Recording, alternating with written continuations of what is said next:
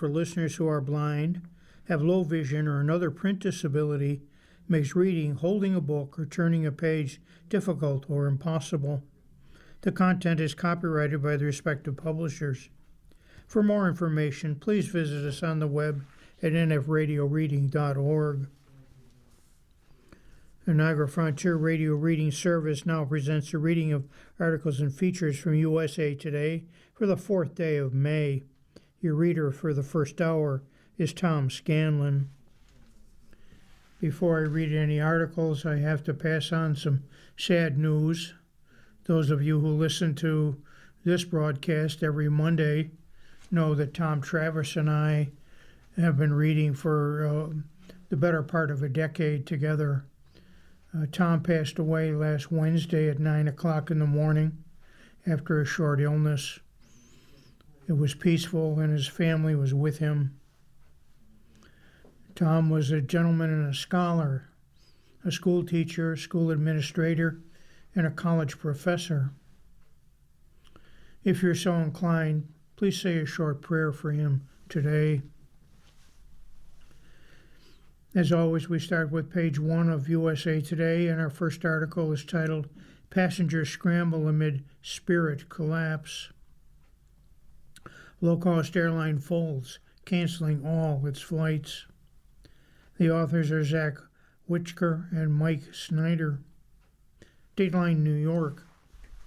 Spirit Airlines announced May 2nd that it was suspending operations after years of financial hardships, compounded by a recent spike in fuel prices.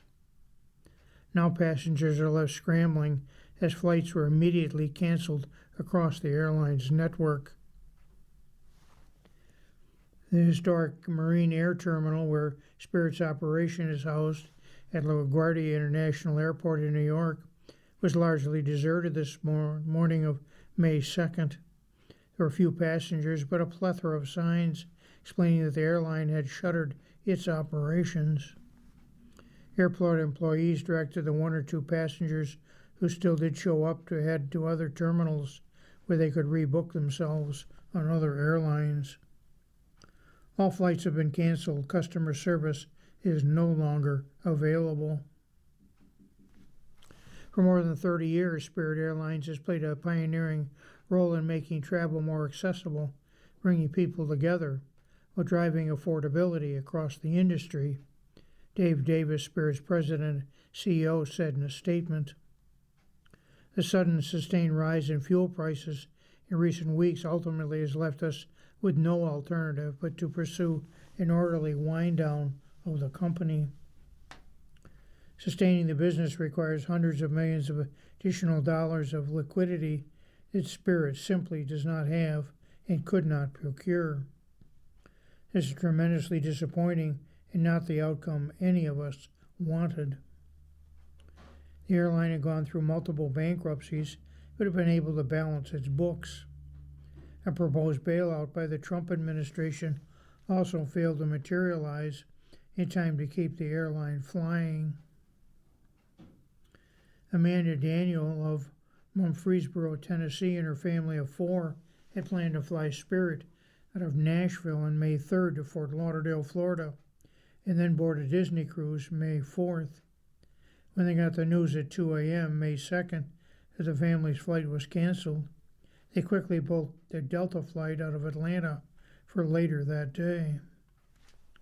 The ones from Nashville were all $1,000 plus more.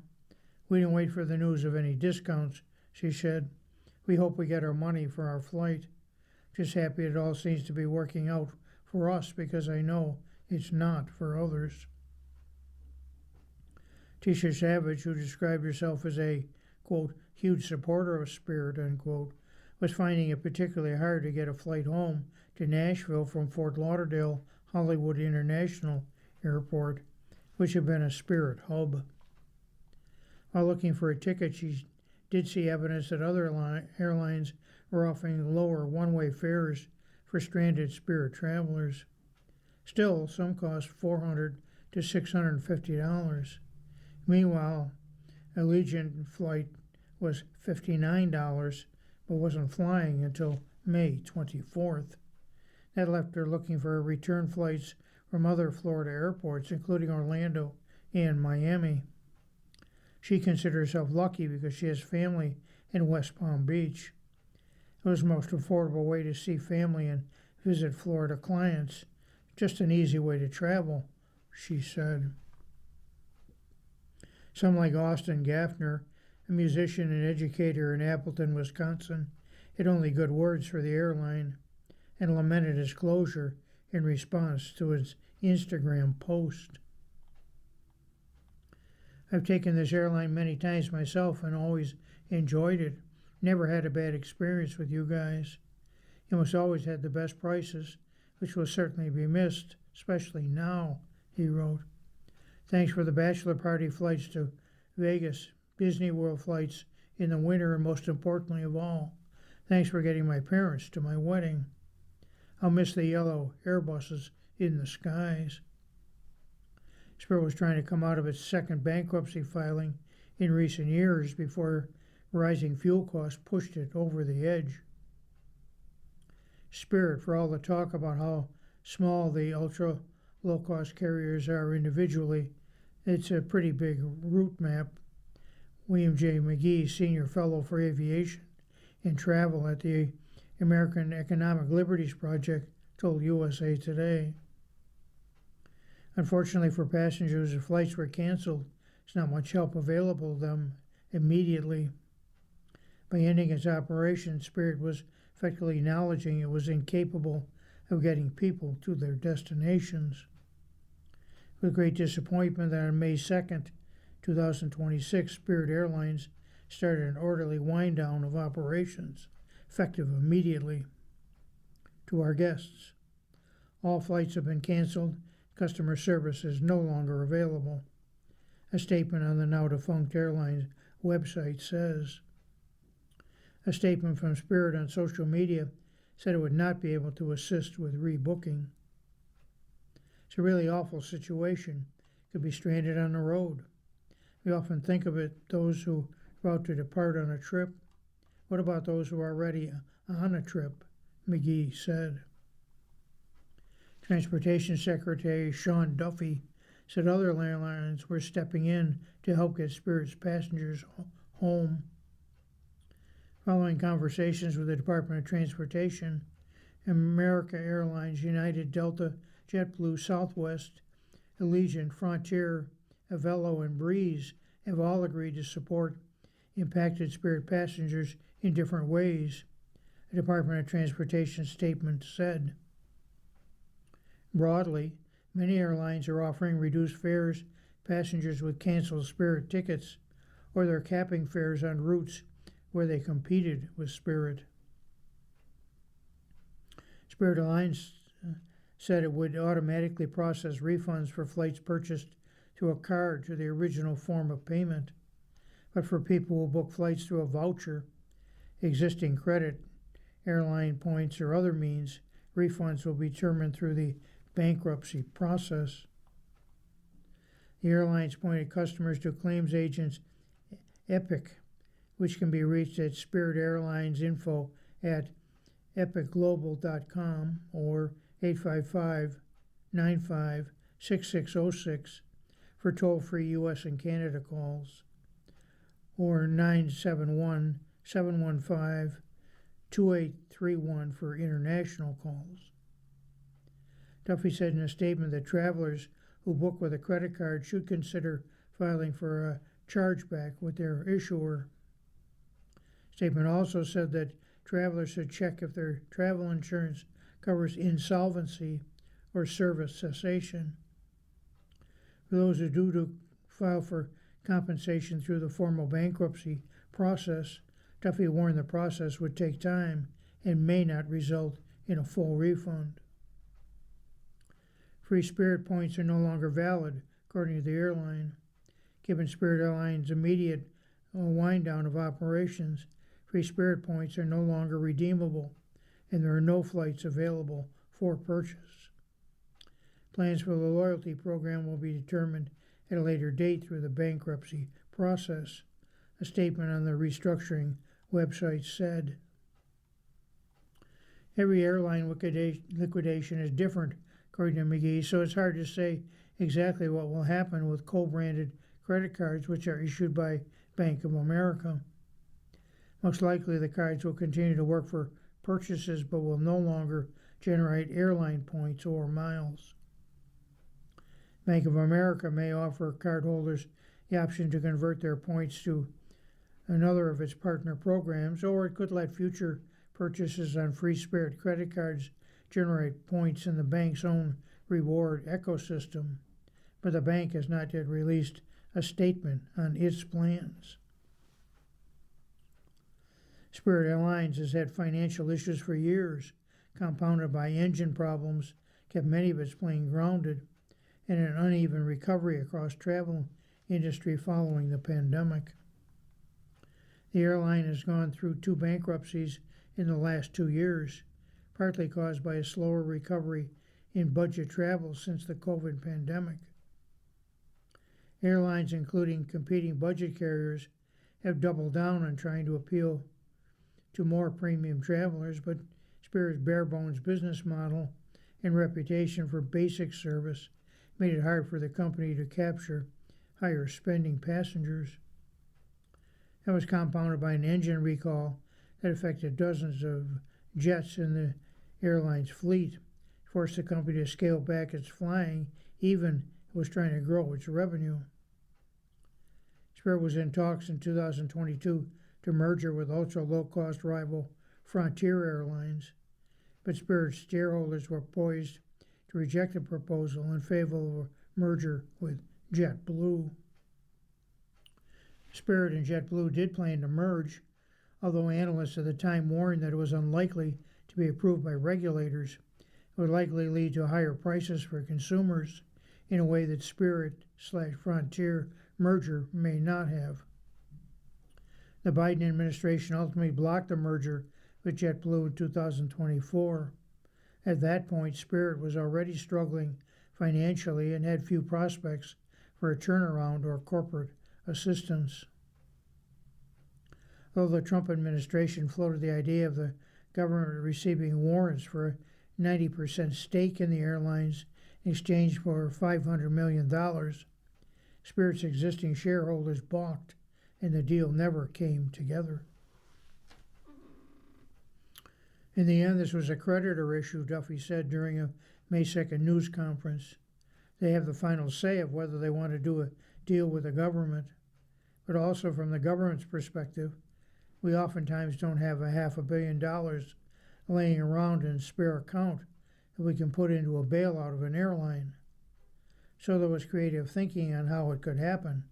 In the end, a deal couldn't be reached. Spirit Airlines was losing ground in the U.S. market with sharp decline in passengers, market share, and future capacity, according to preliminary domestic data from Cirium, an aviation analytics company. In February, Spirit carried about 1.7 million domestic passengers, giving it a 3.9% market share, down from 5.1% a year earlier, a 24% drop in share. Year over year, the airline flew roughly 500,000 fewer passengers domestically compared with February of 2025. Meanwhile, competitors, including Southwest Airlines and American Airlines, either grew or held steady, underscoring Spirit's relative decline. Spirit had scheduled just 1.65 million seats for May, representing a 1.77% of total U.S. capacity, far behind the largest carriers. That figure marked a 51.6% year-over-year reduction in capacity, steepest drop among major airlines, tracked by Cirium, even as overall U.S. airline capacity set to rise slightly. The airline's network remained concentrated in major leisure markets like Fort Lauderdale, Orlando, and Las Vegas, where passenger demand is generally strong year-round. So vacationers are more likely to be affected by a shutdown than business travelers. Other low-cost airlines, including Avello and Frontier recently asked Trump administration for a $2.5 billion bailout package, but Duffy said that's unnecessary at this point. They do have access to cash, he said during the news conference.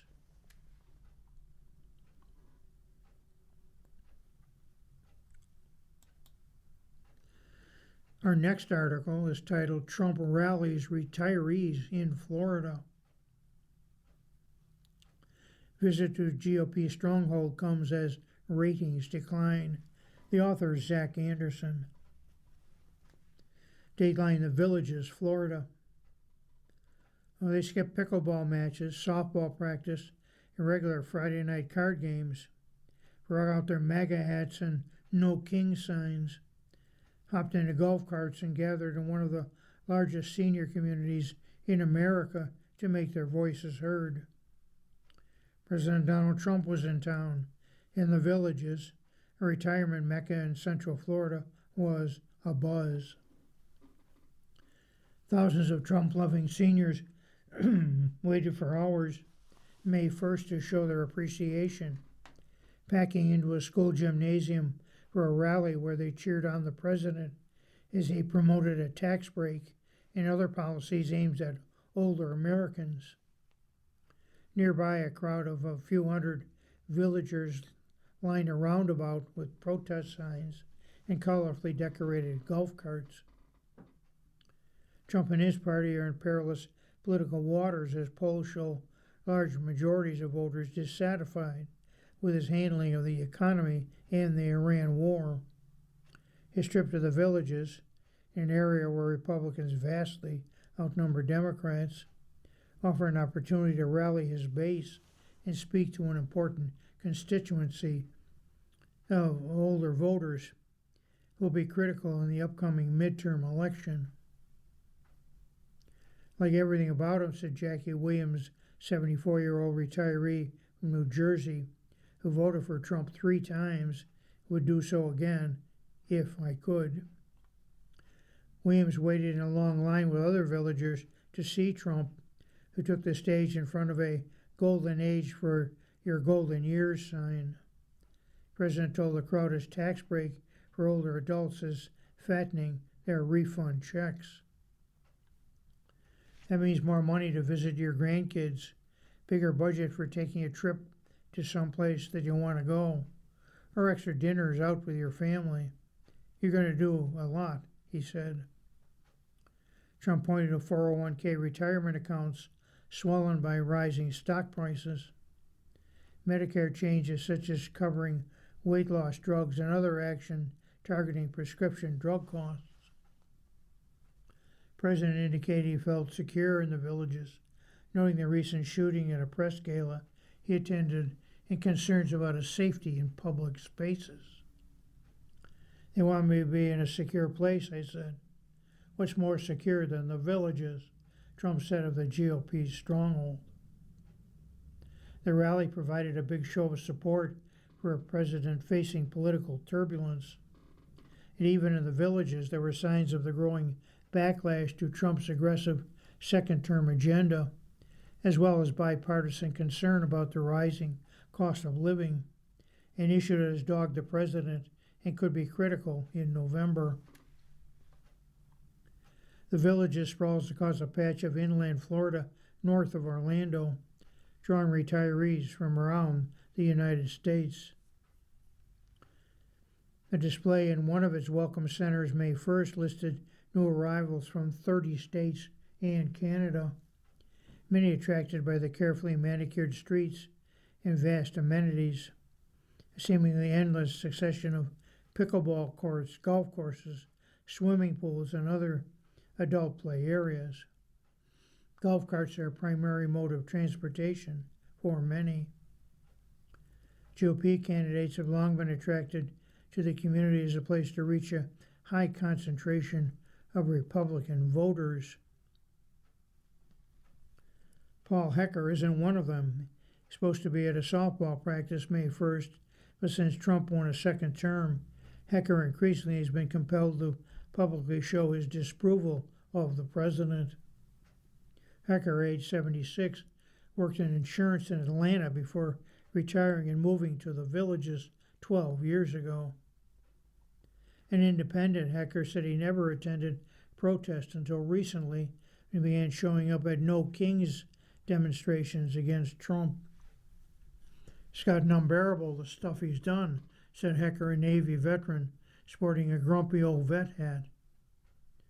He sat in a camp chair in front of a golf cart parked with dozens of others at a demonstration organized by the Florida Democratic Party and the Villages Democratic Club. Hecker dismissed Trump tax cut for seniors, saying the president's big tax bill passed last year largely benefited the wealthiest individuals. Nearby, Adana Dandino held a sign jabbing Trump about the cost of grocery prices. She pointed to the rising cost of gas and other essentials. People are not going to be able to put groceries on the table, said Dandino, age 71, a retired teacher from New Jersey. It's already happening. Many villagers are fortunate, Dandino said. They often have pensions and Medicare and other cushions against rising costs. Many drive electric golf carts and aren't as worried about gas prices. Yet the seniors she talks to are concerned about how the economy and debt could impact their grandchildren, she said, and about Trump's policies in general. Dandino skipped her Friday pickleball game because she's worried we're going to lose our democracy and wanted to speak out against Trump. Village Democratic Club President Bill Knudsen said membership has grown 20% under Trump's second term to around 1,700. Around 7,000 people came out for the most recent No Kings anti-Trump protest in the Villages, he said. Every time Trump does something major, people show up, he said, taking a break from passing out signs. Nearby, someone held a large peace sign. Another person had an 8467 sign. The message spelled out in seashells that former FBI Director James Comey shared in a social media post and is now being prosecuted for. Cars drove by honking in support with the occasional heckler. One man leaned out his window and asked if he all assassinators, in apparent reference to the recent shooting, the White House Correspondents Association dinner that Trump attended. The line to get into Trump's rally at the Village Charter School stretched out of the school parking lot and hundreds of yards down a sidewalk. Marie Hartz, age 79, waited with a friend more than 5 hours to get into the rally. Retired kindergarten teacher from New York bought her place in the Villages in 2004. Hart said the wait to get into the rally was well worth it. She raved about Trump, from his immigration policies to keeping us safe from Iran. They would have had the bomb, she said, of Iran. She sat in a high school bleacher, waiting in bejeweled American flag pattern hat for Trump to speak. I believe that. They're always saying death to America, Hart said. Everyone feels the pinch of cost of living issues, but she's hoping that it's temporary. I understand people were affected by my parents who were affected during World War II, said Hartz, who skipped her regular card game for the rally. They went without, and so could we. Rising gas prices are for a good cause, she said of the war. Trump assured the Villages crowd that oil prices would come down, crashing down, when the war is over, something he has struggled to accomplish as negotiations with Tehran appear to be stalled. He suggested the economic fallout from the war couldn't have been much worse, saying he expected oil prices to be higher, stock prices to be lower after attacking Iran. I'm surprised. I thought the stock market would go down by 25%. I thought the oil prices would be up much higher than they are right now, Trump said, adding, we had to get this done. Hartz and others at the rally played down polls showing Trump's approval rating plummeting. Ed Kilgore, age 65, said the affordability issue is overblown. He waited in line for the rally. I think the war will be gone in 4 to 8 weeks. Everybody will forget it. Gas will go down to $2 a gallon. The midterms will be fine, said Hillary, who owns an insurance business in the Villages and flies a Trump flag at his house. And even among the crowd of die-hard Trump supporters, there was nervousness about Iran and prices. While Williams, the New Jersey retiree, strongly backs Trump, she conceded that the Iran war and costs are weighing on people. Could be better, Williams said of the cost of living, and if we can get out of this war and bring the cost of gasoline down. Anytime the gasoline goes up, everything goes up, so that's very important. He's got to do that soon because you're making a lot of people unhappy, and I'm unhappy with that too. For other villagers, the president's visit did not interrupt their daily routine. Tyree Ken Frazier, age 66, is a Trump fan but decided to hit the pickleball court May 1st instead. On the court, you forget about everything going on in the world, he said. He took a break between matches for a coffee. Trump's Florida rally was the latest in a series of trips aimed at selling his second-term agenda and combating increasingly negative views of his administration ahead of the midterms. Backlash to Trump's policies has fueled a series of wins over performances by Democrats 2025 and 2026. Trump's approval ratings dipped to a second-term low in multiple recent surveys. Large majorities of voters in a recent Reuters/Ipsos survey gave the president low marks for his handling of the economy, inflation, and Iran, which has driven up gas prices and added to cost of living concerns. Even 41% of Republicans in the Reuters/Ipsos survey said they disapprove of Trump's handling of cost of living issues. Older voters are more likely to still approve of Trump's performance, though. Trump has been bleeding support among younger voters and voters of color. A CNN survey from last month found that while Trump's overall approval rating has dropped 10% from a year ago, it's dropped 19 points among voters aged 18 to 34 and 11 points among voters of color. Among voters 65 and older, Trump's approval rating dropped 6 points. But analysis by CNN that averaged recent polls by the news outlet, along with those from CBS and Fox News, found that Trump's approval rating among older voters barely dipped from a year ago. Seniors vote at significantly higher rates than younger voters, and Trump's continued strength with older voters could be a lifeline for his struggling party in the midterms. Seniors have been and continue to be a large part of the Trump-supporting MAGA base, said University of Central Florida political science professor Aubrey Jewett, noting Trump still has a solid approval among this group. Keeping them motivated ahead of the next election could be important. Jewett said issues such as affordability, health care, retirement benefits, and crime tend to be top concerns for older Americans. Trump has pushed policies aimed at cutting costs for seniors, but his efforts to sell his economic agenda have been fitful as the Iran war and pet projects like a planned White House ballroom draws attention away. And the cost of gas remains a potent reminder of the affordability problem weighing on many older Americans, Jewett said. Many seniors are still feeling edgy about the current economic and worried about the future, he said.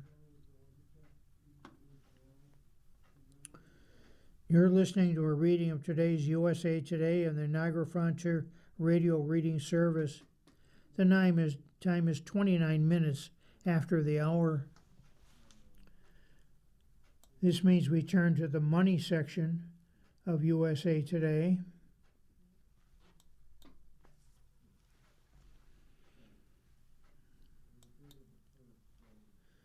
And our first article is titled, America's Economic Growth Rebounds.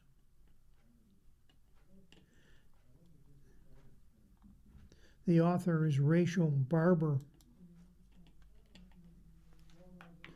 U.S. economic growth rebounded in the first quarter of 2026, boosted in part by a recovery following the previous quarter's government shutdown. Gross domestic products increased by a 2% annualized rate, according to the Commerce Department's advanced estimate released on April 30th. The department will revise it, like all GDP estimates, as more data become available.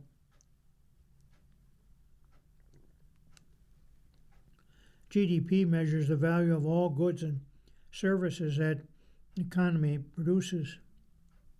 When compared to readings for the previous quarter and the same period a year earlier, serves as an indicator of how strong the U.S. economy and its component parts really are. The reading released April 30th was stronger than the department's latest estimate of 0.5% GDP growth in the fourth quarter of 2025, came in much stronger than the first quarter 2025, when the GDP contracted by 0.5%. Fell short of the 2.3 annual increase consensus forecast reported by Trading Economics ahead of the report's release. The 2% expansion in the first quarter of this year reflects upturns in government spending and exports, and an acceleration in investment were partly offset by the deceleration in a consumer spending. Consumer Department said imports, which are a subtraction calculation of GDP, also increased, it added. The day before the report's release, Federal Reserve Chair Jerome Powell said the economy had been quite resilient despite inflationary shocks tied to the Iran war. Growth is really solid across our economy, Powell told reporters on April 29th. Some is that consumer spending is hanging in pretty well. Most recent data are good, and some of it is just the apparent insatiable demand for data centers. He continued, adding he has every reason to believe business investment into data centers will continue. The core of the economy remains solid in Q1, driven by the AI build-out and the tax cuts being fed through, Oxford economist chief U.S. economist Michael Pierce said in a note on April 30th. Those factors will continue to drive growth over the next rest of the year, but the jump in energy prices will take some of the shine off what otherwise would have been a strong year for the economy. Impacts of the Iran war started showing up in economic data in March. The Labor Department's Consumer Price Index, a measure of inflation year over year, rose 3.3% in March, up from 2.4% the month prior. A record 21.2% March surge in gas prices drove the increase. As long as the economy continues to grow, companies are able to grow earnings. We can see higher stock prices even in the face of higher energy prices and inflation. However, the longer the war drags on, the more investors will grow nervous. We could see some pullback as fears ebb and flow. Chief Investment Officer for Northlight Asset Management, Chris Zaccarelli, said in a note to USA Today. The Commerce Department's second estimate of first quarter GDP for 2026 is scheduled to be released on May 28th.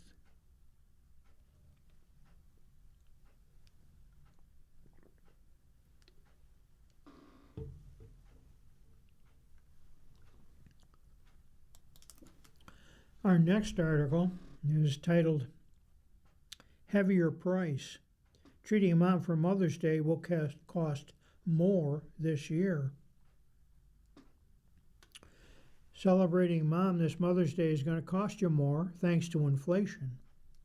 Treating Mom to a meal out is expensive and costs 4% more, according to a Wells Fargo Agri-Food Institute analysis. And going the 9 yards with Mother's Day gift package of flowers, jewelry, chocolates, a spa treatment, perfume, and a card will cost 6% more than last year, or $543 versus $514, according to CouponFollow. The Wells Fargo Agri-Food Institute expects diners to spend about 4% more for a total Mother's Day restaurant meal of $67, up from $64 last year.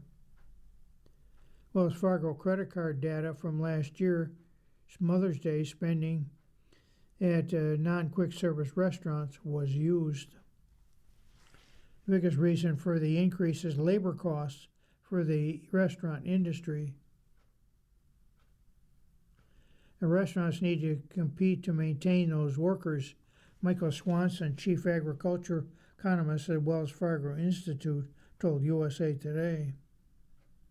The Bureau of Labor Statistics reported in March that wages have increased 3.8% for the leisure and hospitality category over the past 12 months. As far as a meal goes, two popular foods for Mother's Day, eggs and beef, have seen some dramatic price changes in the last year. Fortunately, Swanson said, price of eggs has dropped from last year's highs after a nationwide outbreak of bird flu. Maybe this is the year to do Mother's Day brunch, since egg costs are down significantly from a year ago, Swanson said. A year ago in March, the cost of a dozen eggs was $6.23.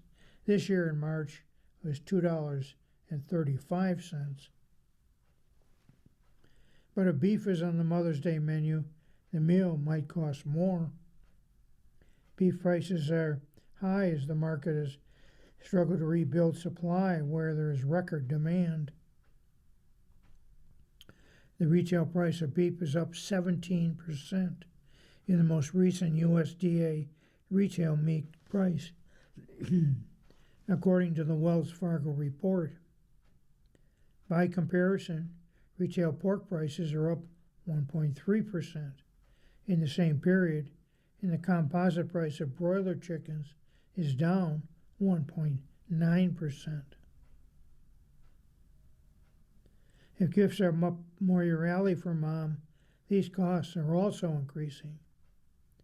Flowers, jewelry, and chocolates saw the steepest increases, each climbing more than 7% year over year, according to CouponFollow. The organization looking at BLS Consumer Price Index data and an analysis of retail pricing. Key takeaway from our study is just shows how quickly costs are adding up across various categories. Clay Carey, senior trends analyst at CouponFollow, told USA Today.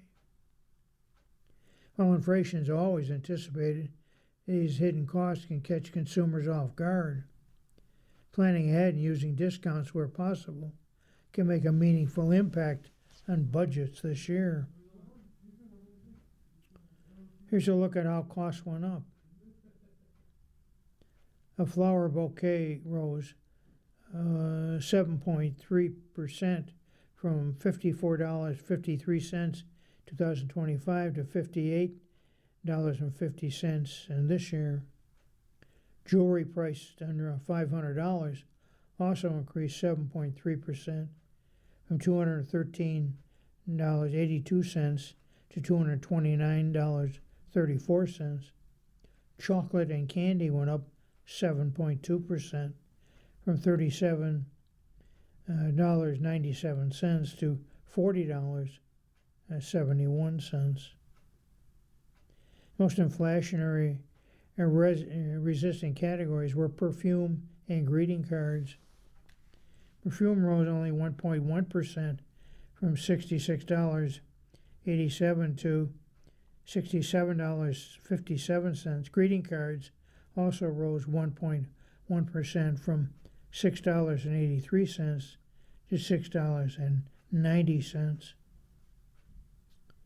But the most expensive part of the Mother's Day gift package remains jewelry at $229, and spa services, which cost an average of $140 to make up 60% total gift package price, Coupon Follow said.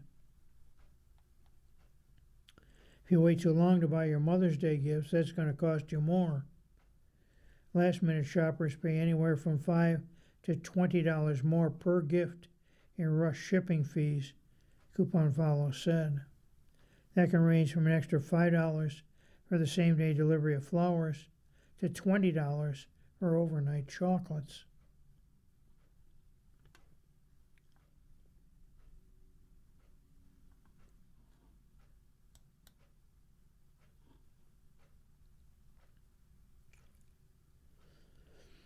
You're listening to a reading of today's USA Today and the Niagara Frontier Radio Reading Service.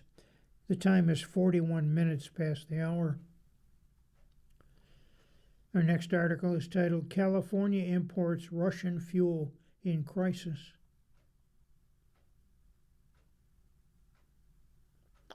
In mid-March, as a freakish early heat wave hit the West, the price of a gallon of regular gasoline climbed toward nearly $6. Californians endured the consequences of a problem that's long dogged the state: dependence on climate-warming oil priced by the global market. A record amount of imported gasoline arrived by the end of the month, cooling prices a bit. Much of it had shipped before the Iran war disrupted global prices, but prices will likely stay high simply because the supply is so low. The average price on April 15th was 30 cents higher than a month earlier, according to the American Automobile Association. California is in a challenging mid-transition to an economy based on clean energy. California Energy Commission has said rising electric vehicle use, more efficient gasoline-powered cars, led to a drop in demand for refined fuel. Last year seeing the least amount of gasoline pumped in more than 20 years, except when the pandemic reduced driving in 2020. Some oil refiners in California said they can't make sufficient profits as demand for their product falls, so they're closing. The Century Oil Phillips 66 Company refinery in Los Angeles shuttered last year, and Valero Energy Corporation, a refinery in the Bay Area city of Benicia, expects to idle this month. Both refineries account for nearly a fifth of California's capacity to refine crude oil. To ensure it has enough fuel, the state is importing refined products from abroad, just as the Iran war tightens global crude oil supplies. But California has been able to get a lifeline from a surprising source: fuel made from Russian oil surging into the state, even though such sales are used to finance that nation's ongoing war with Ukraine. Although the United States, the United Kingdom, and the European Union pose sanctions on Russian oil sources, pushing institutions that interact with blacklisted tankers and companies or that purchase the oil at prices above a cap. Other nations such as India, Turkey, and China have increased purchases since 2022. Through a refining loophole, the United States has imported fuel made from Russian crude oil that was refined in a third nation. California's top refinery supplier of gasoline and blend stocks this decade is Reliance Industries Limited. Jamfinger Refinery Complex in western India. Companies in California have taken advantage of the loophole since the start of the war in the Ukraine. Swiss-based commodity trading company Glencore plc, which owned a terminal in Long Beach until 2023, was the biggest buyer, followed by Phillips 66. Swiss energy trading company Gunvor Group, Chevron Group, and Plains All America Pipeline, according to the shipping data analyzed by the firm DataDesk. More than 9 million barrels arrived via this loophole in 2025, 6 shipments carrying 149,916 barrels arrived through March. The imports considered with increased gasoline prices in the state. In comments to Capital and Maine, California Energy Commission spokesperson said it does not have legal authority to restrict the import of fuels by source of origin, nor does it track crude oil origins. U.S. Treasury Department, which levies the sanctions, did not respond to questions. Imports of refined products measured in total barrels from South Korea and the Bahamas, the later rerouting refined products from U.S. Gulf Coast refineries, have exceeded those from India in 2025. But South Korea, which received most of its oil through the embattled Strait of Hormuz, recently banned exports to conserve fuel for domestic use. India processed near record volumes of Russian crude after the U.S. Treasury waived sanctions in March for oil already at sea, and after the low global oil prices. In comments to Capital and Maine, Chris Wright, Secretary of the U.S. Department of Energy, called the move pragmatic. On April 17th, the Treasury extended the sanctions waiver for another month. But refined fuels made from Russian oil could continue to flow to California as long as the Strait of Hormuz remains closed, said Isaac Levy, Europe-Russia Policy and Energy Analyst team, and led at the Center for Research on Energy and Clean Air. California's imports have already sent hundreds of millions of dollars to the Kremlin war chest, Levy added. California depends on gasoline from abroad because there are no U.S. pipelines to bring domestic fuel to the state, though 2 are proposed. The law requires gasoline in the state to meet strict anti-pollution requirements. California reformulated gasoline blend stocks for oxygenated blending. Few refineries worldwide can make CARBOB because it's costly to produce. Trudeau's bill would let refineries pay a fee to sell non-CARBOB gasoline to prevent price spikes.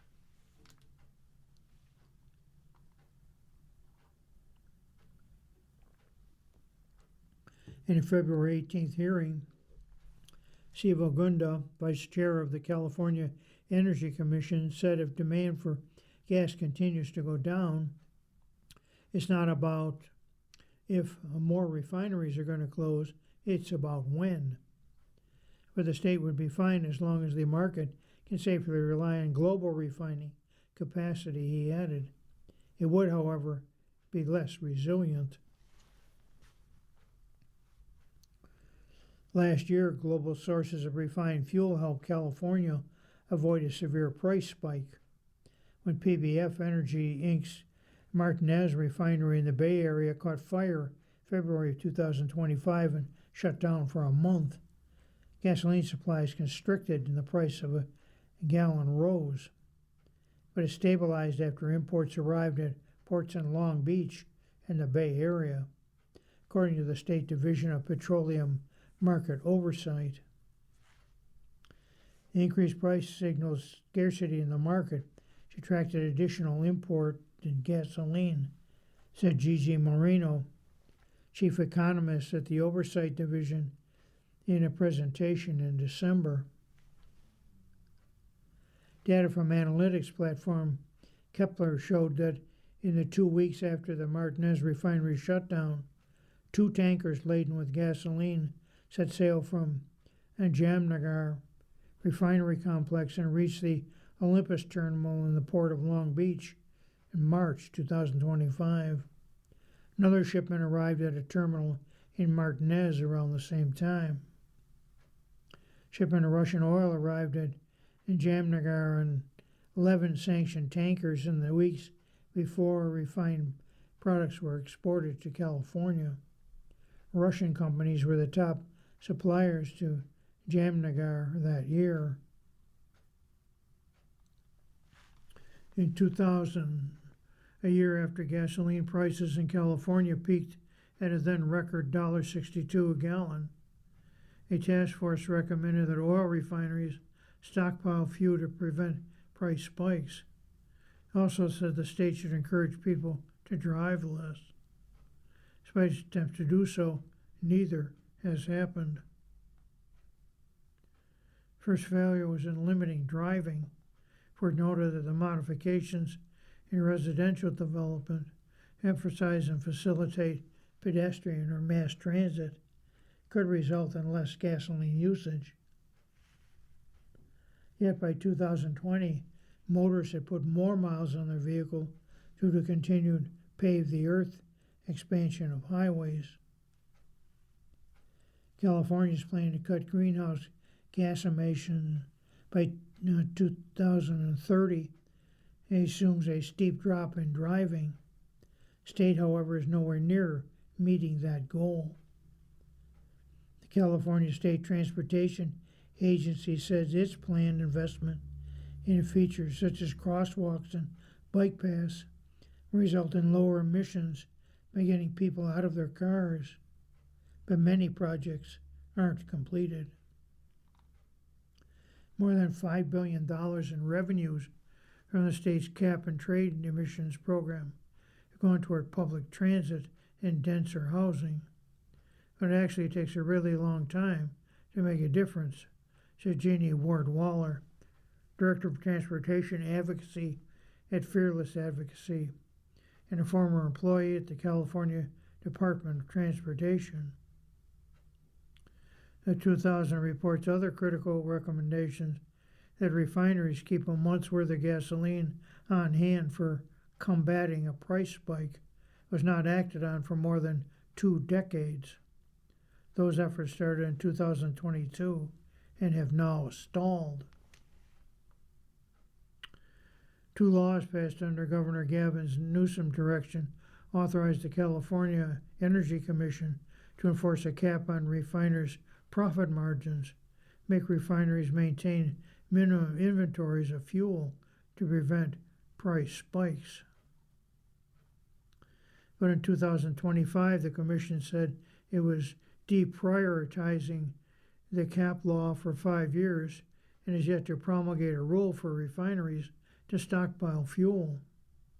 The Western States Petroleum Association, the powerful industry lobby group, complained there's not enough capacity to both store fuel and supply the state. If we had minimum inventory rules, said Jamie Court, president of the advocacy group Consumer Watchdog, we would not have this problem. Without such rules, the state is also failing to address the refinery's profit margins, which he estimates is over $1.50 per gallon, more than of any other state.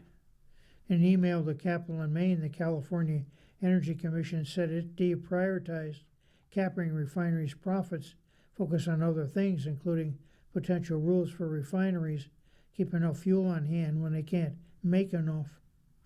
Spokesperson said gathering data to determine if there are clear consumer benefits for these rules. One bright spot since 2000 has been electric vehicle sales.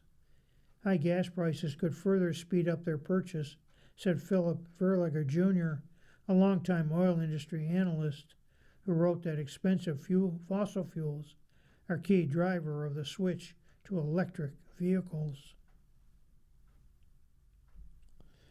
You're listening to a reading of articles from USA Today for the 4th day of May on the Niagara Frontier Radio Reading Service. We'll return for more readings after this short break. Your reader for the first hour was Tom Scanlon. If you or people you know shop at any of the Dash's supermarkets, please save Dash's register tapes for radio reading. Our agency receives $2 for every $100 in Dash's register tapes. Radio reading has raised thousands of dollars so far. Anyone can drop off their Dash's tapes to the Niagara Frontier Radio Reading Service at 1199 Harlem Road, Cheektowaga, between William and Clinton Streets. Or Dash's tapes can be mailed to the Niagara Frontier Radio Reading Service at 1199 Harlem Road, Cheektowaga, New York, 14227. Any questions on Dash's tapes for radio reading? Call us at 716-821-5555, and thanks for caring. If you're listening to this publication online, you're probably using our website, a podcast player like Spotify or iTunes, a streaming service like Siro, or a smart speaker. Did you know that we now have a dedicated app that can be downloaded to any mobile device, like a smartphone or tablet, for free? App users can conveniently access our live stream and any episode of our podcast easier than ever. To download the app, just type NFRRS in the search window in the Apple App Store or in the Google Play Store. Contact us anytime if you have any questions by calling 716-821-5555, extension 5. Thank you.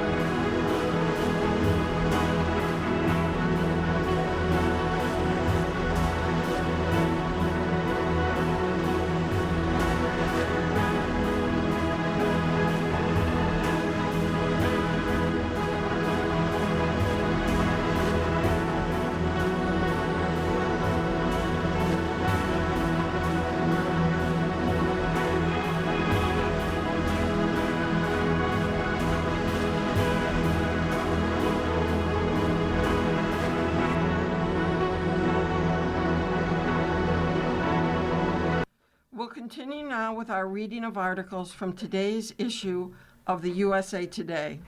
Your reader this hour is Val. First article is by C.L. Brown, and it's commentary on veteran DeVoe ends talk of first. Sherry DeVoe made history as the first female trainer to win the Kentucky Derby as Golden Tempo bested an 18-horse field in the 152nd Run for the Roses. Afterward, DeVoe clutched her nephew, Maverick, with tears welling up as she embraced family members on the track. "We did it," she exclaimed May 2nd. "We did it."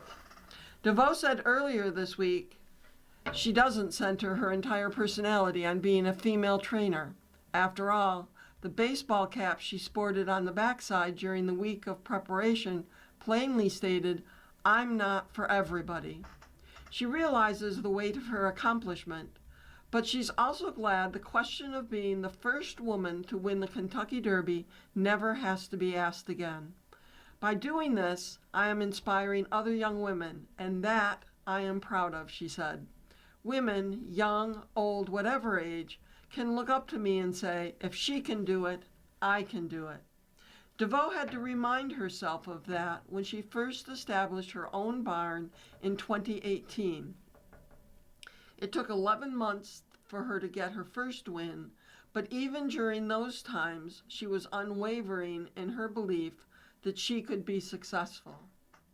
"I'm one of those thick-minded people that thinks it's always going to work out," DeVoe said, while stating her husband was instrumental in her taking the leap to become a trainer, and they began with a 3-year plan to see how it developed.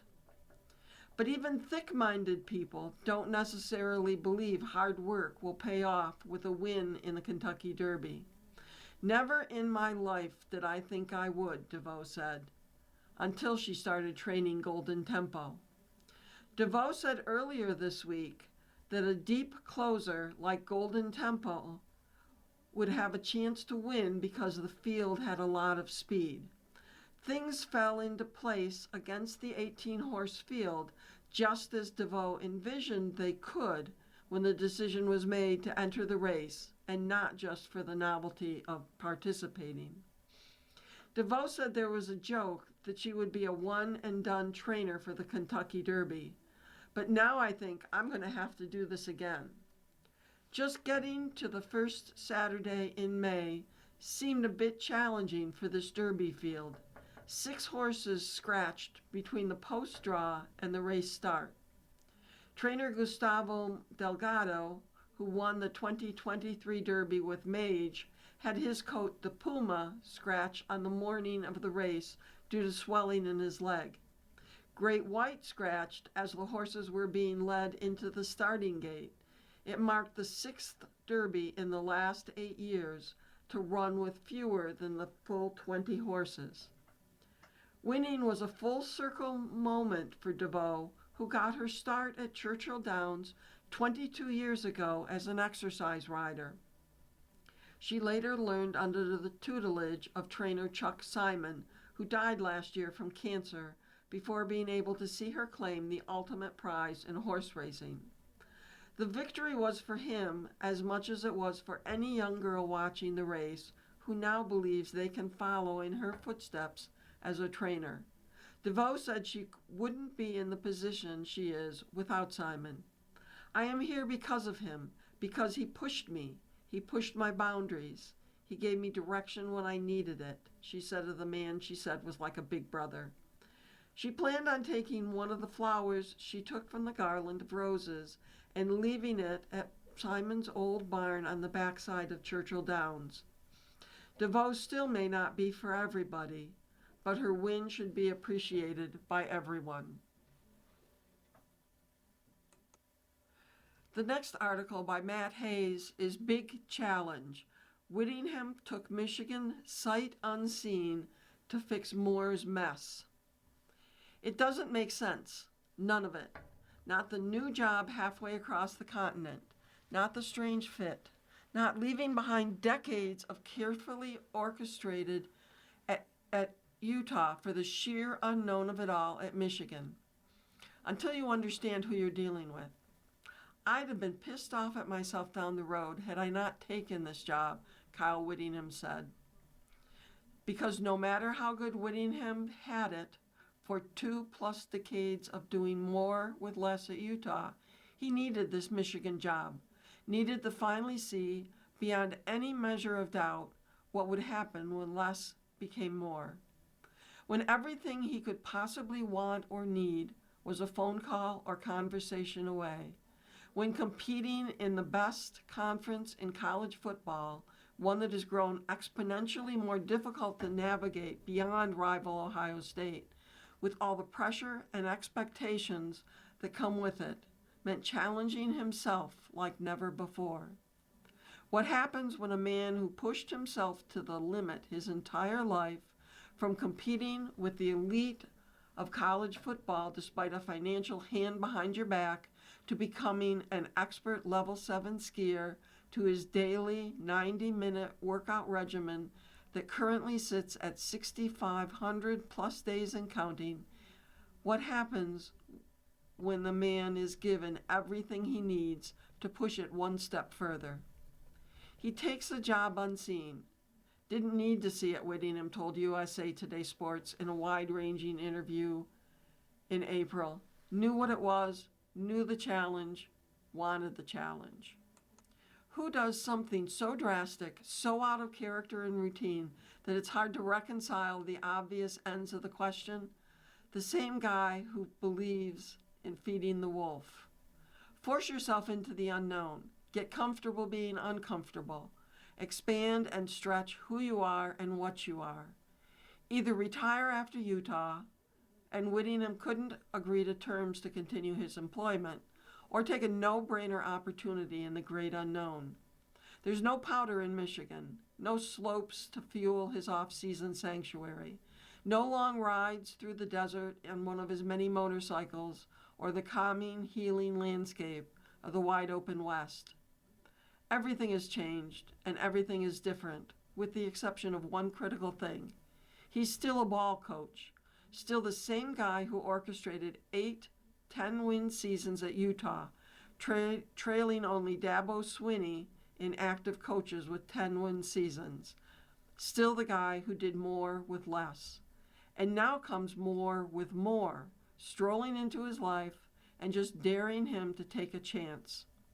He could have bent to Utah's contract demands at the end of another 10-win season and been comfortable finishing his career in Salt Lake City, in the safe, comfortable, known with the successful program he built and the full life he lived outside it. But he has never chosen easy over difficult, and he sure as hell wasn't starting now. So he's not a Michigan man, so what? The guy who last fit that mode won a national title and left 2 NCAA investigations in his wake before escaping for the NFL. Make no mistake, Michigan needs a no-frills sheriff as much as it needs a balls-to-the-wall football coach. And before you believe Whittingham, 66, was brought in to do the dirty work to set up the next guy, think about his obsessive workout routine. The weightlifting isn't as prevalent as it once was, but the cardio and core work of sit-ups and push-ups is still going strong. Everything, he says, while staring deep into another potential soul to convert, revolves around core strength and stretching. Every single day, except Sundays, since July 1st, 2008, even the Almighty took a day off every 7th. Whittingham woke up that July morning nearly 2 decades ago and felt like a bag of rocks. No need to change, needed to change, needed to challenge himself. So the streak began. And the next thing you know, 6 months passed, and Utah finished 13-0 in his 4th season, the first of those 8 double-digit win seasons, which leads him back to preaching and converting. There's no coincidence in life, he says. There's work and there's payoff. Fit body, calm mind, and a deep passion for what makes you tick. All of it, from the powdery slopes to uncharted trails to an overloaded backside blitz, feeds the wolf. That's how you do more with less than any other coach in the game over the last 2 decades. I feel like I'm 18, Whittingham said. As you get older in life, you lose flexibility. You're all stoved up and you can't, move. That's a problem. And who knows if he's talking about the law of physiology or coaching in the ever-changing college football landscape. But it doesn't really matter at this point. The expectations here are high, and they should be, Whittingham said. But I adapt to change well. So here we go, next chapter. They filed into the big house last month for the first public sight of Whittingham's Michigan team. The last of 15 spring practices, the maize and blue game, with all of 13 points scored, was about as exciting as an enema. Not long after the event that was more introduction than finished product, Whittingham took to the podium at his post-game news conference and finally explained what he had been telling his team since day one. Players win games, full stop. Coaches will develop and put players in the right position to reach their ceilings. But nothing gets done, championships aren't won, without players at that point. If you've got your top 10% of your team that works their butt off and trains hard, everyone else seems to follow suit, Whittingham said. Set the bar, demand everyone else live up to it.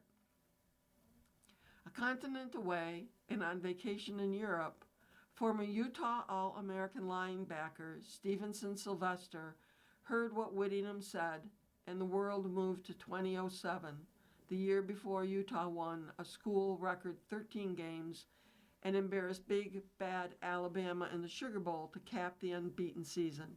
Beat them so badly, in fact, that Tide coach Nick Saban, of all people, created what would become the typical postseason refrain after SEC losses.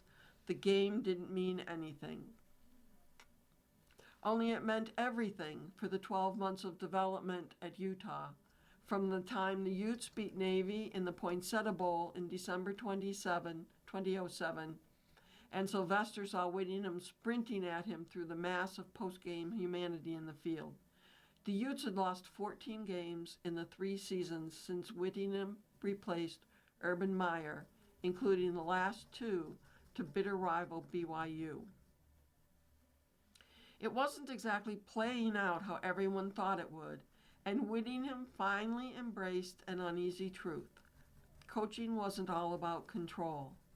So he shook hands with then Navy coach Ken Niumatalolo and raced to find Sylvester.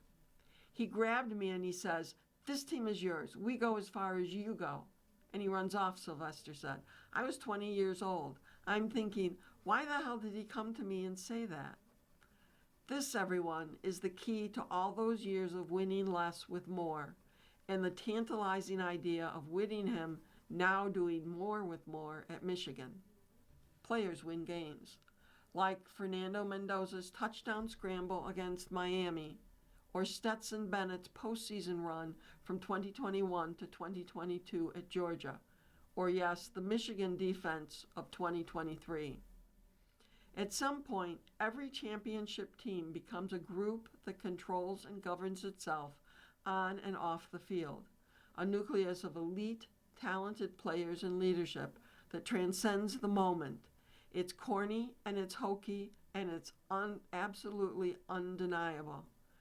There may be no better example than the 2024 Ohio State team that lost at home to double-digit underdog Michigan and got up from that unthinkable gut punch to produce a masterful championship run of 4 double-digit victories over the numbers 1, 5, 7, and 9 teams in the college football playoff. And that's why Whittingham has holed up in an Orlando hotel for 3 days last December, conducting one-on-one interviews with every Michigan player during Citrus Bowl preparations. He had to know what he was walking into. So much can shape today's player, and not only had this team dealt with the very public undoing of its head coach off the field, some also endured the wild national championship ride of 2023. the NCAA investigations, the suspension of Coach Harbaugh for 6 games, and the drama of the illegal future scouting scheme. These guys have been through a lot, and I don't know if I was going to get a bunch of entitled players, Whittingham said. I was really impressed with their character, their priorities. These guys know where they're going in life after football. They get it. Good players, good people. That's a dangerous combination. Still, this is still a team that has won 9 games last season. Still a team that, despite unthinkably poor decisions of the past from ill-equipped former coach Sharon Moore and from a brilliant former coach and prodigal son, this was 1 win last season from reaching the CFP. Alt had instability and uncertainty and a group of players that overcame the odds in spite of it. If you still don't think players win games, look at the world that has evolved over the last 5 years of name, image, and likeness, or NIL, and free player movement. College football was a play away last season from an Indiana versus Ole Miss national championship game. The historical armpit of college football versus the SEC tomato can of the modern era. It's as unthinkable as it is remarkable to this very moment. The process to winning big is simplistic: money, players, coaching. So when the guy who lived and thrived with less at Utah first walked into the big, shining city on the hill that is Schembechler Hall football facility on this historic campus, he was just like any other dude who saw the palace for the first time, speechless. I loved my time at Utah, and I won't say anything bad about it, Whittingham said, but there were certain things we just didn't have. And when he's been asked how many times he was told no at Utah, Whittingham doesn't blink and says matter-of-factly, hundreds. Michigan makes double what Utah makes within the Big Ten media rights deal. Michigan has a deep alumni base of committed donors. Michigan has a new ace in hole of college football, the engaged and committed billionaire. And just to be clear, Cody Campbell at Texas Tech, Todd Graves at LSU, Lex Wetner at Ohio State, and Mark Cuban at Indiana aren't getting into a who's who, got more argument with Larry Ellison. Within the first month of his arrival at Michigan, Whittingham and strength and conditioning coach Doug Elisaya, Whittingham's right-hand man at Utah for all 21 seasons, walked into the recently renovated weight room in Schembechler Hall, the largest and most impressive training center in all of college football. And the damn thing didn't fit. Not the bones of it, but the way it was laid out within the cavernous 32,000 square feet.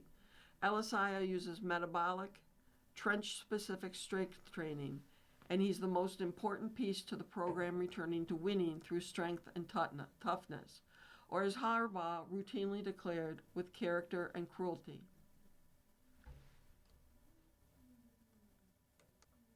You're listening to a reading of today's issue of USA Today on the Niagara Frontier Radio Reading Service.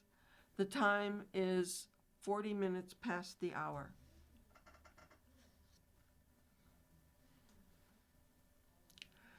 Elisaya had been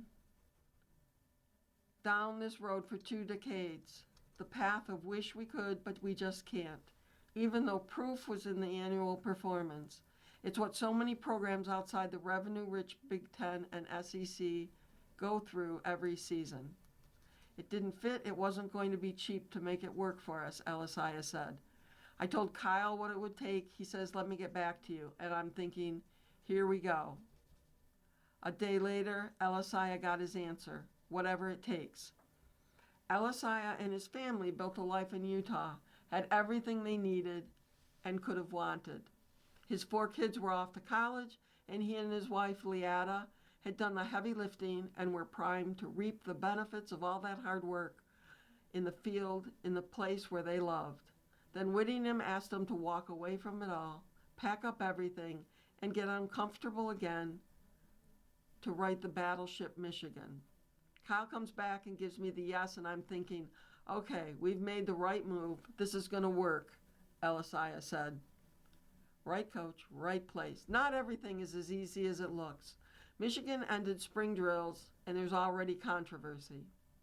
Not within the rebuild, but the widely passionate fan base. Quarterback Bryce Underwood struggled in limited time, and the quarterback with the multi-million-dollar NIL deal and no quarterback coach during his first season under Moore, yeah, that's not a misprint, looked like the second best quarterback on the field. It also didn't help that the other quarterback, freshman Tommy Carr, is the grandson of former coach and Michigan legend Lloyd Carr. You can see where this is headed. But true to form, Whittingham didn't flinch. This is about player development, about molding the 55 new players on the roster with those returning who were a game away from the college football championships, playoffs, about getting the right pieces in the right place and everyone on the same page. Underwood made big strides in the spring with a new offensive coordinator and quarterbacks coach, Jason Beck.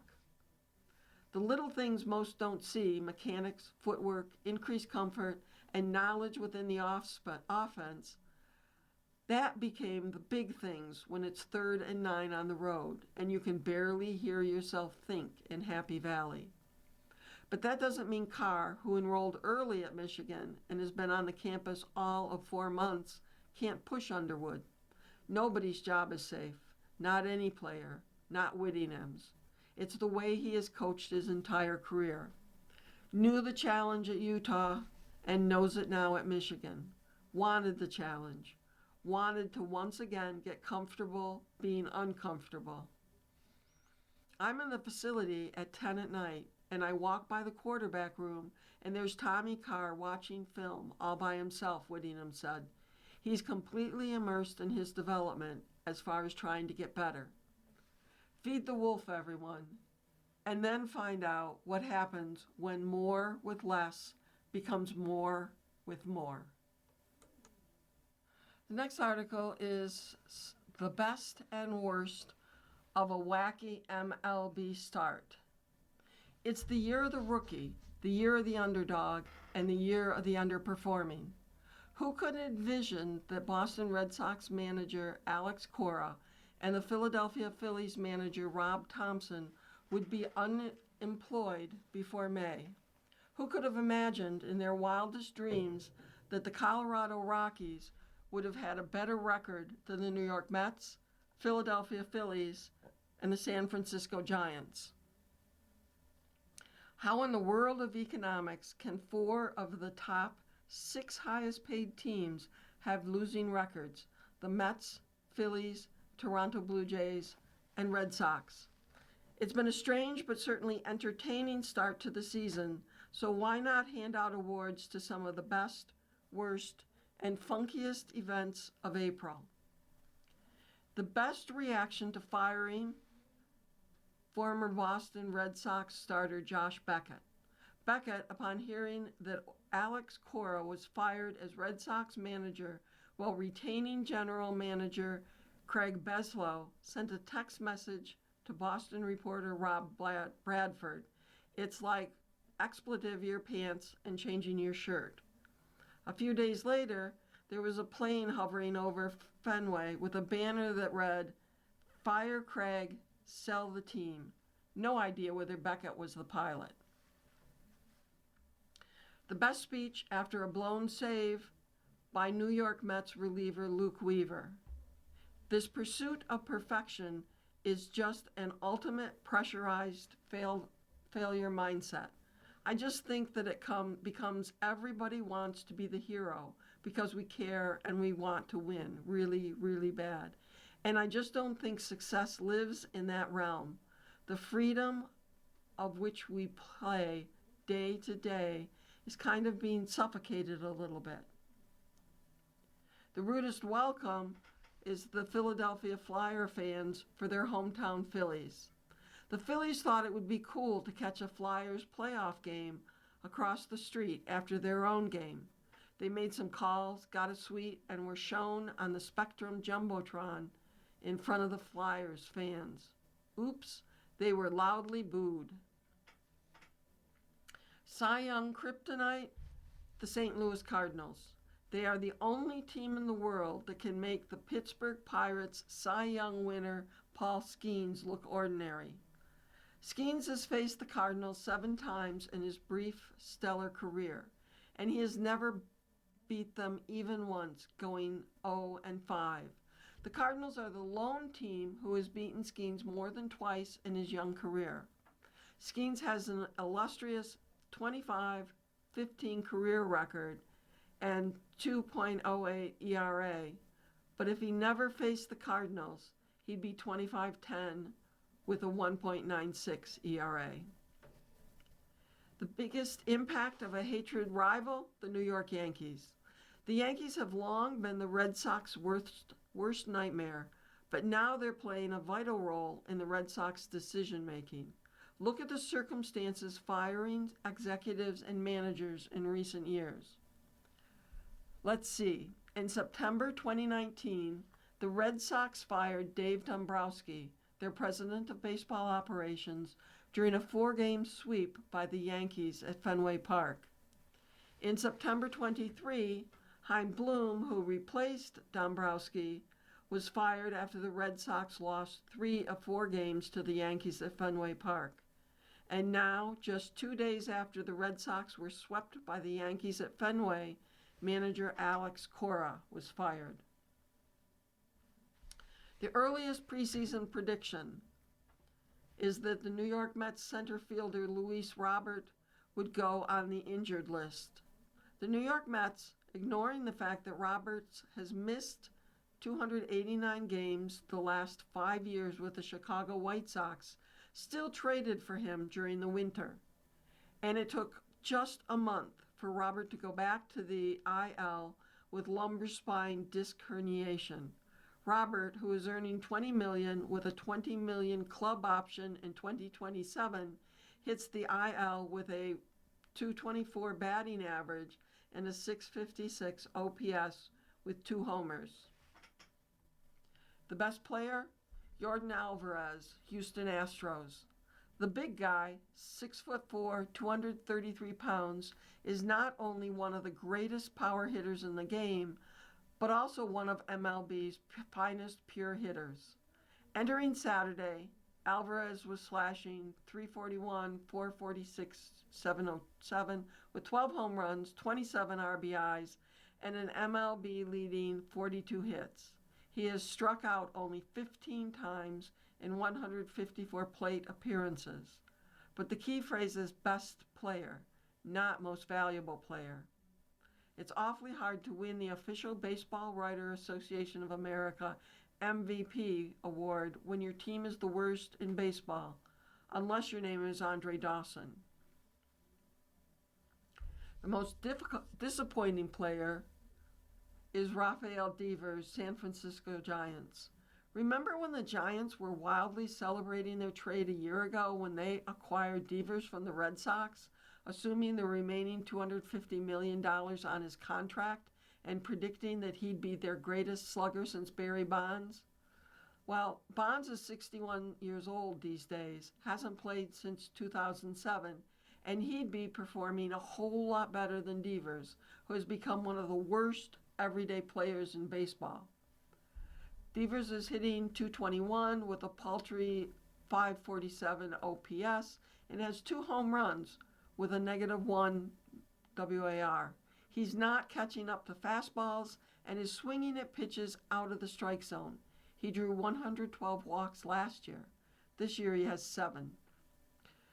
Giants broadcaster Mike Krukow says there's one guy in the Giants lineup that pitchers don't respect right now, and that's Devers. Best lost bet, Hall of Fame pitcher Jim Palmer. Palmer is 80 years old and a color analyst for the Baltimore Orioles, and until last week, he had never eaten a chicken wing in his life. He made a bet last year with fellow broadcaster Kevin Brown a year ago that he'd eat a chicken wing if the Orioles hit a grand slam in a game he was broadcasting. Adley Rutschman hit a slam against the Houston Astros, and the MASN crew had a chicken wing ready. His reaction after 80 years of abstinence? "These are pretty good," he said. "What have I missed all these years?" You're listening to a reading of today's issue of USA Today on the Niagara Frontier Radio Reading Service. The time is 57 minutes after the hour. 30 minutes past the hour.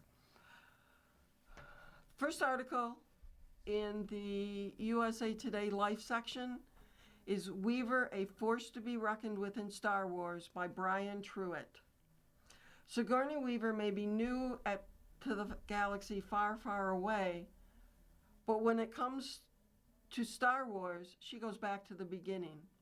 Weaver vividly recalls going to see George Lucas's film at New York City's famed Ziegfeld Theater during the original 1977 run, an awesome experience being transported to a fantastical landscape and watching fellow up-and-comers Mark Hamill, Carrie Fisher, and Harrison Ford in the movie that changed their lives.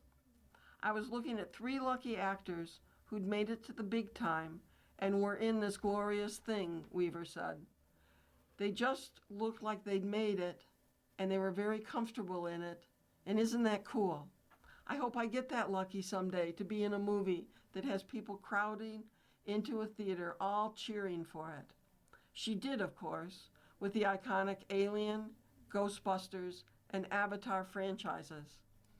And at 76, Sigourney is making a high-profile debut at playing Colonel Ward, who is from the same generation as Fisher's Princess Leia in The Mandalorian and the Grogu in theaters May 22nd, the first Star Wars movie since 2019, The Rise of Skywalker. Director Jon Favreau's new film continues the adventures of the armored warrior Mando, played by Pedro Pascal, and his adorable apprentice from the Disney Plus series The Mandalorian. Colonel Ward is a fighter and pilot from the same rebellion that took down the Empire in the first Star Wars trilogy, and she's now stationed in the outer rim of the galaxy. Her assignment is to track down and capture various Imperial baddies still running around who threaten to ignite another war. "I have so much respect for women in the armed services, their grace under pressure, their ability to make good judgments and follow their instincts and intuitions, and be very good commanders," Weaver says. "I've always wanted to play someone like that." And Favreau adds, Ward is a force to be reckoned with. Ward tasks the extremely capable Mando with an impossible mission, though meeting little Grogu is slightly worrying for her character, Weaver says. "He seems like you could lure him away from his job if you had the right snack, but you find out that Grogu is capable of, and it's incredible." In the movie, Weaver gets decked out in an X-Wing fighter jumpsuit, the legendary orange number worn by Hamill back in the day, and gets to pilot a starship. I wasn't literally in outer space flying, but it was, for me, as close to flying as I will ever get. "It really made me laugh," she said, teasing that Ward's X-Wing squadron in the film has a surprise that will make people happy, a little gift from the past. The first time Favreau saw the actress in the X-Wing outfit, she felt immediately authentic to Star Wars, he said, and even though she'd never been part of this franchise, her legacy as a science fiction hero brought an authenticity to the role immediately. Weaver also got a kick out of working alongside the Grogu puppet. "I'm such a fan of having the real character in front of you. I'm not a good enough actor to pretend," Weaver says. "Even though I was aware that it took 5 puppeteers to make Grogu do what he did, I totally believed in Grogu. He was sitting at the table with me, trying to steal my food." While the movie features big, huge scenes and creatures and contraptions, Weaver appreciates that there's a much more intimate story about Mando and Grogu, who take care of each other in the most charming and unpredictable way. It's a far cry from the alien universe, where the two species did not get along, and it was much more of a terrorizing experience, says the erstwhile Ellen Ripley. Weaver has always felt that Star Wars reflected life on our planet, and it goes back to that first time seeing it on the big screen nearly 50 years ago. Yes, some of them are hostile, but a majority of people in these different galaxies and worlds are all getting along together really well, she says. That really impressed me because I thought this is a very hopeful vision of what our world can become. Even though I've made all of these alien pictures where we are not getting along with the alien, the reality of the opposite is also true. Different beings from different worlds can live together harmoniously, can be friends, can work together, can save each other. All of that I love, and I continue to love it in this movie. Claire Mulroy has written a book about AI-fueled scams that get worse for authors. For $200, your book could get a national newspaper feature in USA Today. Email your manuscript to best-selling author Colleen Hoover, and she'll help you get it published. If that sounds too good to be true, it's because it is. Those are real-life examples of scams plaguing the publishing industry that targets authors' wallets and original works. Scammers impersonate well-known authors. Others pose as book clubs and offer to get your book in front of hundreds of readers for a fee. Some tease a shortcut to a Hollywood adaptation deal. These days, the emails often open with flowery, highly specific praise about the book. Artificial intelligence has scraped the book's copy and polished its own words to seem like a real emotional appeal. Hoover, the author of books with A-list Hollywood adaptations, including It Ends With Us and Verity, warned fans about a scam in late March. An aspiring author had sent Hoover their manuscript, also copying a fraudulent email impersonating Hoover on the email chain. The author had been communicating with the impersonator for 3 months, thinking it was Hoover. But any minute now, the manuscript is probably going to be uploaded under a fake name and put out into the world for sale, Hoover wrote on Facebook. This author spent a year writing this book, and now they've shared it with a scammer, and there's nothing I can do for them. There's nothing they can do to prevent it. Victoria Strauss, an author based in Amherst, Massachusetts, co-founded the watchdog group Writer Beware in 1998 to sound a similar alarm. But she said the fraud has just gotten worse over the years. Last year, a federal grand jury charged 3 people with scamming elderly authors out of almost $44 million by convincing them they'd turn their books into Hollywood hits for a fee. Right now, most scams are coming from overseas, and the previous ones pretty much exclusively targeted self-published writers, Strauss said. This new way of AI scams is targeting everybody. I've only ever published traditionally, so I never got the scam solicitations until now.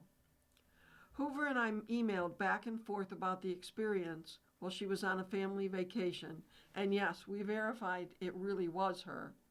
She said she had seen scams like this for all 15 years she's been an author, though the added element of AI makes it hard to tell what is real.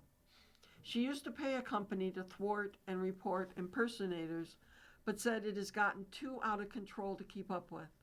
There's one of me and thousands of them, and I'd be spending my entire career fighting it. I'm just trying to continue warning my readers and fellow authors about the scams. If no one falls for them, maybe that's the best way to get it to stop. Awareness is the key, Hoover writes. Those authentic-seeming details praising a book are exactly what causes some writers to fall for these traps. These scams have a pretty good grasp of writer psychology, which is what makes them so insidious, Strauss said. Catherine C. Kelly, an author based in Rosenberg, Texas, has been working to build back her readership after a period of health struggles, including cancer. Grappling with this depression and chemo brain, her output of books and her readership decreased. But the start of this year, her inbox became flooded with promotional offers. One event in London offered to put her book in front of nearly 800 readers. As a thank you, she was welcome to contribute to its refreshment budget of £1 per participant. They told Kelly to contribute any amount she feels comfortable to you, according to the emails shared with USA Today. She sent them about $50. That was all she could give after mounting medical bills. Now she's grateful she didn't have more to share. Of course, I'm desperate to find readers, and all of this seems too good to be true, but like an easy fix. And there's no such thing as an easy fix, Kelly says. If you don't have readers, we kind of feel like, what's the point? Another book club wanted her to send up to $200 for a customized book trailer to show their participants. In both cases, the strangers she emailed with asked about her health struggles and offered sympathy. She stopped replying. On April 20th, she got an email impersonating USA Today Books. The notice was from USA Today Book Features at gmail.com. And Alex Morgan, senior editor, Book Features, offered Kelly a national newspaper feature for $200, a premium magazine spotlight for $150, or a dual platform investment for $350. She emailed me, flagging it as fraud. Note, dear reader, we would never charge money for a feature in our book section or for placement on the USA Today best-selling book list. The only authentic email coming from USA Today would end in usatoday.com or usatodayco.com, our parent company. There is no Alex Morgan in the USA Today newsroom. Scams prey on Hollywood dreams of their authors. Nicole Lufus, a self-published author based in Vallejo, California, used to pay $75 a year to house her book on Tailflick, a now-defunct site promoted as a searchable library of fiction that allows Hollywood producers to find your work. She once paid $300 for her book to be reviewed there, eager for feedback. She got an email from a producer claiming to work with Shonda Rhimes, the award-winning producer and showrunner behind Grey's Anatomy, Scandal, Bridgerton, and more. The email said Rhimes was interested in adapting her book. She was wary from the start, but she wanted to dig deeper. She called the supposed producer, operating under the name of a real employee at Shondaland, Rhimes' production company. They told Lufus she would have to write the screenplay herself. If she couldn't, she could pay them to hire one. That's when she ended the call. She emailed a complaint to Tailflick. Tailflick's site is no longer active, and no one has returned Lufus's email. How to avoid scams as an author. Strauss said that knowledge is the writer's best tool and best defense. Whether you're querying agents to publish your novel traditionally or self-publishing, lean on the broader writing community for advice and research as much as you can. Here are some best practices to keep in mind. Remain skeptical of any paid publishing or promotional service. Agents will not ask you to pay up front, but instead take a commission from your book sales. Traditional publishers will not ask you to pay for their services. You can hire a third-party editor to polish up your draft, but make sure they're vetted. If you are asked to pay for exposure on a site, stay vigilant. NetGalley, for example, is a legitimate and reputable company that requires payment for platforming. Many others, however, are scams. Double-check email addresses. Agents and publishers affiliated with a firm will typically have a company address, not a Gmail or other free email provider. Double check for slight misspellings, too. Beware of cold emails from beloved authors. Check their website and social media. Does their email listed match the one you're receiving? Is there a publicist or agent you can confirm with? Are they asking for money? Hoover says she would never offer services or connections to her agent in an email. In all my years of being an author, I have made many friends, but never have I made a connection through a cold call type of email, Hoover writes. Authors don't have the time to reach out to other authors and readers and make friends that way. I find it quite odd. The best place to meet authors authentically, and how I've met every one of my author friends, is through social media or at book signings, so you know they're the real deal. I received an email from a dead author last night. You're listening to a reading of today's issue of the USA Today on the Niagara Frontier Radio Reading Service. The time is 46 minutes after the hour.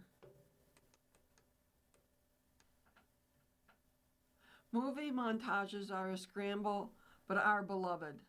How Madonna's Vogue became an anthem for everyone in The Devil Wears Prada 2 by Patrick Ryan.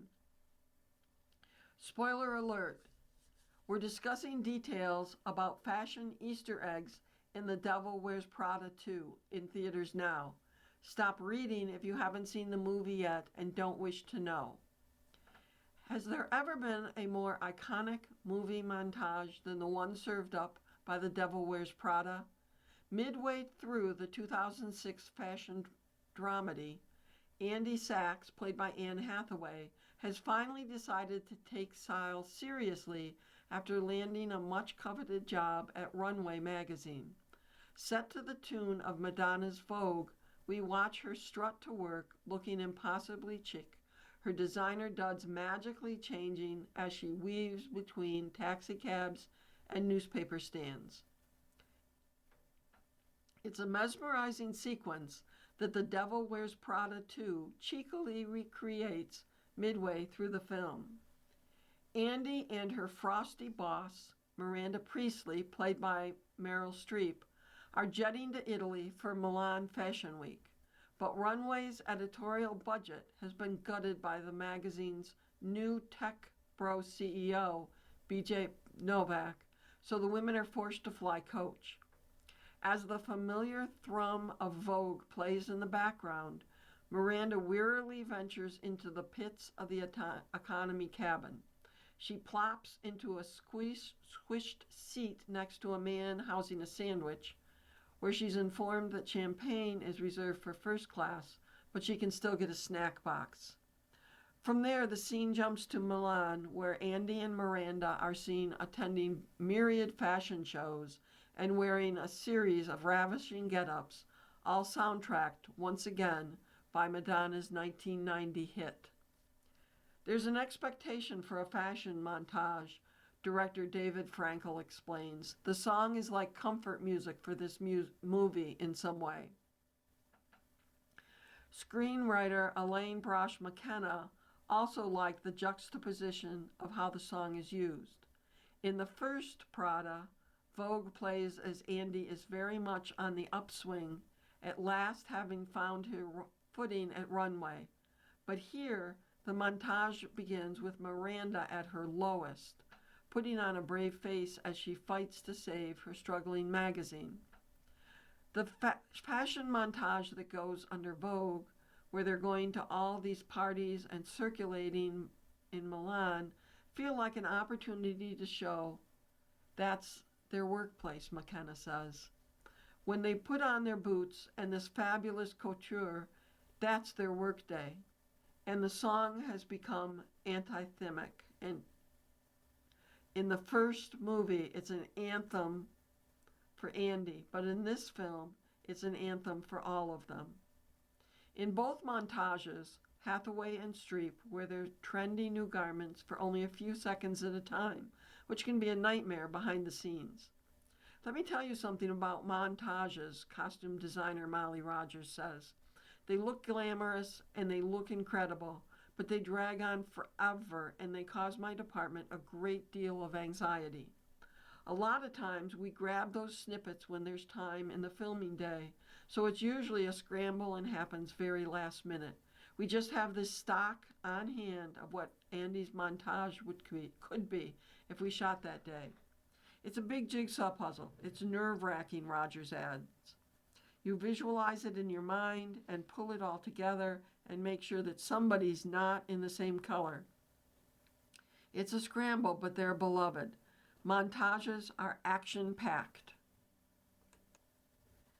Zac Brown plans to bring curveballs on the 2026 Summer Tour by Melissa Ruggieri. In the past few months, the Zac Brown Band commandeered the Las Vegas Sphere for a sold-out residency, helped awaken the Artemis II crew with their well-worn 2008 hit Free, and joined the pantheon of major artists introducing major sports as the architects of MLB's Sunday Night Baseball theme. That was so cool. I mean, what's more American than that? Brown says of the astronauts waking up to the carefree, we're free as we'll ever be lyrics. I remember watching some of those launches as a kid, and I love those events because it's such a unifier. And within this media and social media age we live in, with just dividing and causing anger and people being incentivized to make money off of clicks from hating on other people, seeing an event like this is such a great American moment for us. Brown is, as apparent on a video call from Atlanta, visibly frustrated when talking about the internet cesspool of people who get paid to rip people apart and take people down. But he's also thoughtful and candid when talk turns to the 2-year odyssey of bringing the band's 8th studio album, Love and Fear, to Technicolor Life in Las Vegas, the touring show he has planned for fans around the country starting in July, and his impending wedding to fashion accessory mogul Kendra Scott. He's been with Scott for more than a year. I found my person, he says with a quiet smile. She's an incredible lady. Her heart is as big as the world. And we share so much in what we want to give back and how we put our family first. I'm so blessed to have her in my life. Taking the Sphere show on tour, Brown, 47, cherished the challenges of playing the Sphere because there is the prestige of getting to do it and be one of the few artists that can pull it off. You've got to be brave to go in and do that and understand the resources that it takes and the care that went into every single part of it. The 8-show run laced captivating visuals with Brown's lyrical storytelling in songs drawn from a 20-year career rooted in country, but has boldly strayed into rock and electronica with songs like Colder Weather and Heavy as the Crown. It's a moment in time for us. I wanted to make a spectacle. And that's one of the marvels of the world right now in technology, Brown says, adding that he's hopeful but can't yet discuss any future possibilities for the venue. Brown created the Sphere show to show our dedication to our fans and give them something unique. It's also why the band is hitting the road this summer to continue to support Love and Fear. The new production will borrow some of the elements of the Sphere spectacle in downsized form. But what the show may shrink in scope, it will gain in intimacy with audiences being closer to the stage in the arenas, amphitheaters, and even stadiums Zac Brown Band will play. We're always bringing curveballs, Brown says with a grin. We're going to have some new songs and new interpretations of what we do. Also new, an additional band member, which brings the on-stage crew to 10. Nashville staple Chris Galbuda, who co-wrote more than half the songs on Love and Fear with Brown, will join the ranks playing any instrument you want, Brown says. He's got an incredible voice, too. Galbuda, who Brown says he will write with while on the road, will take the stage with the rest of Zac Brown Band's formidable unit. Fiddler Jimmy DeMartini, guitarist pianist Coy Bowles, multi-instrumentalist John Driscoll Hopkins, drummer Chris Fryer, guitarist keyboardist Clay Cook, percussionist Daniel De Los Reyes, bassist Matt Mangano, and guitarist singer Carolyn James. At the opening night of ZBB's Sphere Show in December, a sweet moment among the band came during the performance of the sing-along Toes. As Brown led the chorus of Adios and Vaya con Dios, Hopkins, who is living with amyotrophic lateral sclerosis, also known as ALS or Lou Gehrig's disease, walked across the stage using a trident as a cane before holding it overhead and wiggling his backside at the cheering crowd. Hopkins is still able to perform, given that his form of ALS is progressing slowly, which Brown and the band say is a blessing. He's one of my favorite men on the planet, Brown says, one of the best men that I've ever known. And you know, we'll have him up there and he's still killing it on harmony. Hop has perfect pitch. I love him so much, and I'm there for him and his family, and honored to be able to have him out as long as we can. There's not a better guy on the planet, and a soldier who's been there with me in the trenches from the very beginning. Hopkins' voice, which fans have heard for more than 20 years supplying layer of vocal backups, is also a standout on one of the hallmarks of a ZBB show, their live cover songs.